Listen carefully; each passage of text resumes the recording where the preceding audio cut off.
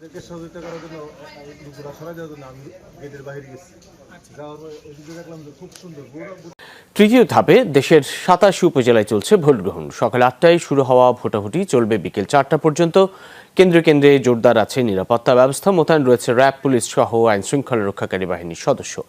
এর আগে গতকাল কড়া নিরাপত্তায় কেন্দ্রে পৌঁছে দেওয়া হয় নির্বাচনী সরঞ্জাম। ১১২টি উপজেলায় নির্বাচন অনুষ্ঠিত হওয়ার কথা থাকলেও ঘূর্ণিঝড় রিমালের প্রভাব সহ নানা জটিলতায় কিছু উপজেলার ভোট স্থগিত করেছে নির্বাচন কমিশন। নরসিংদীতে ভাইস চেয়ারম্যান প্রার্থী হত্যার ৭ দিন না পেরোতে এবার সন্ত্রাসীদের হাতে খুন হলেন মেহেরপাড়া ইউনিয়ন পরিষদের সাবেক চেয়ারম্যান মাহবুবুল হাসান। আসসালামু আলাইকুম প্রিয় দর্শক, ফাইনালি চলে আসলাম আপডেট ও গুরুত্বপূর্ণ কিছু নিউজ নিয়ে আপনাদের মাঝে। প্রিয় দর্শক, অবশ্যই ভিডিওটি শেষ অবধি দেখবেন। দর্শক, আপনাদের কাছে ছোট্ট একটি অনুরোধ, দেশ এবং দেশের বাইরে হলে কমেন্ট বক্সে লিখে জানিয়ে দেবেন, আর চ্যানেলে নতুন হলে সাবস্ক্রাইব করে পাশে থাকা বেল বাটনটি অবশ্যই অল করে দেবেন, কারণ পরবর্তী আপডেট নিউজ সবার আগে পাওয়ার জন্য প্রিয় দর্শক আর অবশ্যই একটি লাইক দেবেন। দর্শক, আর দেরি নয়, মূল ভিডিওতে যাওয়া যায়। বাংলাদেশের ভেতর দিয়ে ট্রেন চালাতে চায় ভারত, এরকম একটা খবর ২-৩টা পত্রিকায় এসছে। ভেতরে কন্টেন্টে এরকম আছে যে বাংলাদেশের প্রস্তাব দেওয়া হয়েছে, বাংলাদেশ অনুমতি দিলে এটা হবে। রীতিমতো প্রধানমন্ত্রী যখন ভারতে যাবেন তখন এটা নিয়ে ফাইনাল কথাবার্তা হতে পারে। মানে আমার কাছে সবই নাটক মনে হয়। মানে ভারত বাংলাদেশের ভেতর দিয়ে ট্রেন চালাতে চায়, সেটার আবার বাংলাদেশের অনুমতি লাগবে, বাংলাদেশ আবার সেটা মেনে নিয়ে চুক্তি করতে হবে। প্রশ্নই আসে না। ভারত চেয়েছে তাই এটা হবে, এবং এটার একটা প্রমাণ আছে। এই যে রেল লাইনে ট্রেন চালানোর কথা হচ্ছে, সেটা নিয়ে আমি সেটাও দেখাবো। তার আগে আজকে পত্রিকায় যেটা এসছে আমি সেটা একটু পড়তে চাই। সমকাল হেডলাইন করেছে, বাংলাদেশের ভেতর দিয়ে ট্রেন চালাতে চায় ভারত। পশ্চিমবঙ্গের গেদে থেকে ভুটান সীমান্তবর্তী ডালগাঁও পর্যন্ত বাংলাদেশের ভেতর দিয়ে পণ্যবাহী ট্রেন চালাতে চায় ভারত। পরীক্ষামূলকভাবে ট্রেন যাত্রার প্রস্তাব দিয়েছে ভারতীয় রেলওয়ে বোর্ড। পরীক্ষামূলক বলার পর ফারাক্কার পরীক্ষামূলক চালানোর কথা মনে পড়ল। বাংলাদেশ রেলওয়ের ভাষ্যের মাধ্যমে ভারত আদতে ট্রানজিট চাইছে। ভারতের প্রস্তাবের সত্যতা স্বীকার করে রেলমন্ত্রী জিল্লুল হাকিম সমকালকে বলেন, বিষয়টি প্রাথমিক পর্যায়ে রয়েছে, একেবারেই মিথ্যা কথা, আমি আসব। এখনও সিদ্ধান্ত হয়নি। প্রধানমন্ত্রী আসন্ন দিল্লি সফরে বিষয়টি চূড়ান্ত হতে পারে। বাংলাদেশ রেলওয়ের লাভ, লোকসান এবং দেশের স্বার্থ বিবেচনা করে সিদ্ধান্ত নেওয়া হবে।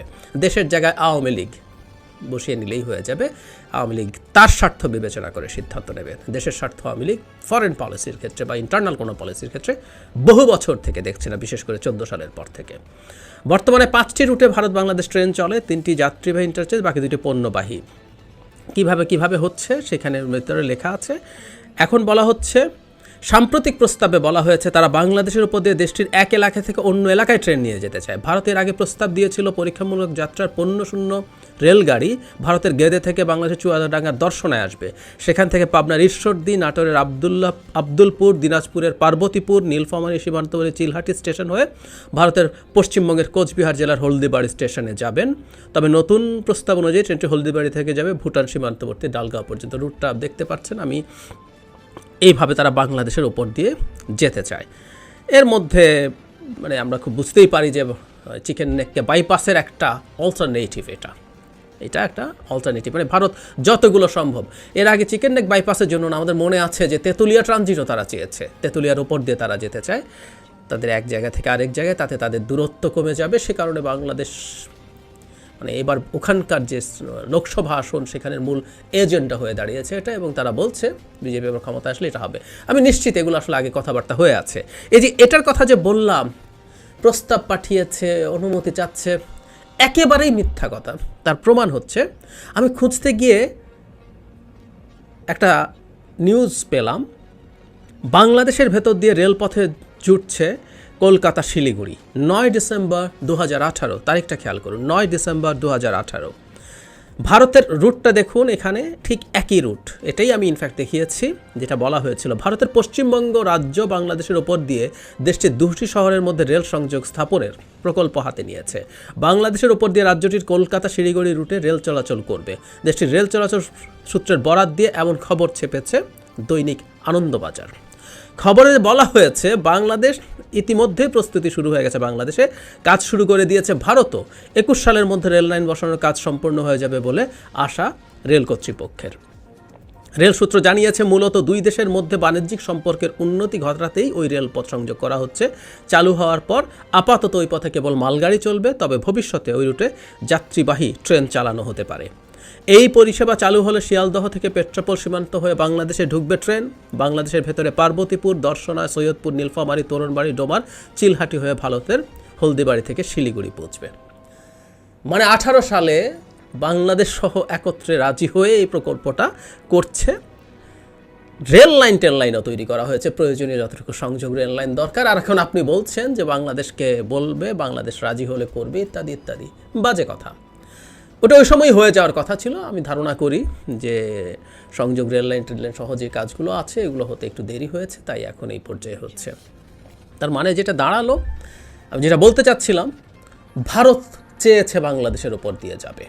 এটাই যথেষ্ট কারণ ভারতকে অনুমতি দেওয়ার জন্য, বা চাইতেও বা হয় কেন। অনুমতিও যা যা হবে বলা হচ্ছে, এগুলো সব নাটক বলছি। ভারত চেয়েছে, এর বেশি কিছু আসলে এই সরকারের জন্য দরকার নেই।